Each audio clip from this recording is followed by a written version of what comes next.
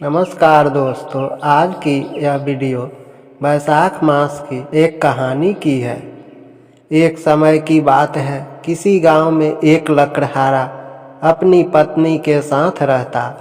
वो रोज लकड़ी काट कर लाता और लकड़ी के गट्ठर को बेचकर पेट भरता था। बैसाख का महीना आया, सब गांव के लोग बैसाख स्नान करने लगे। उस लकड़हारे की पत्नी ने भी बैसाख स्नान करने का सोचा और वो रोज बैसाख स्नान करने लगी। पति रोज लकड़ी का गट्ठर लेकर आता तो वह उसमें से एक लकड़ी निकाल लेती और अलग रख देती।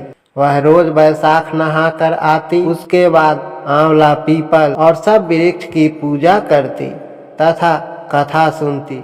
ऐसा करते करते बैसाख मास पूरा हो गया।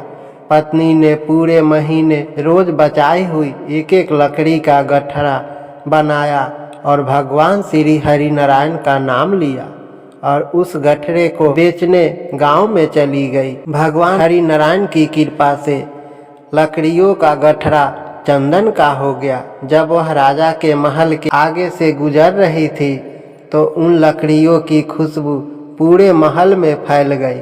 राजा को जैसे ही यह खुशबू आई, द्वारपालों से पूछा, यह चंदन की लकड़ियों की खुशबू कहाँ से आ रही है? द्वारपाल बोले, महाराज, एक औरत चंदन की लकड़ी का गठरी बेच रही है, जिसमें से यह खुशबू आ रही है।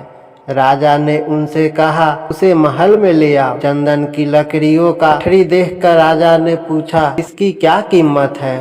तब वह औरत बोली, जितना आप देना चाहे मुझे दे दे। मुझे तो 5 ब्राह्मण जवाने हैं, उन्हें खिलाने के लिए जितना सामान चाहिए मुझे बस वही चाहिए। राजा ने 5 ब्राह्मणों के खिलाने लायक सामान दे उसे घर भेज दिया। उस लकड़हारे की पत्नी ने 5 ब्राह्मणों को भोजन कराया। भोजन करा के उन्हें दक्षिणा दी और ब्राह्मण से आशीर्वाद लिया। इधर पति का लकड़ियों का गठरा उस दिन नहीं बिका और उसके घर आने में देर हो गई। उधर ब्राह्मण और भगवान नारायण के आशीर्वाद से उसकी झोपड़ी महल में बदल गई।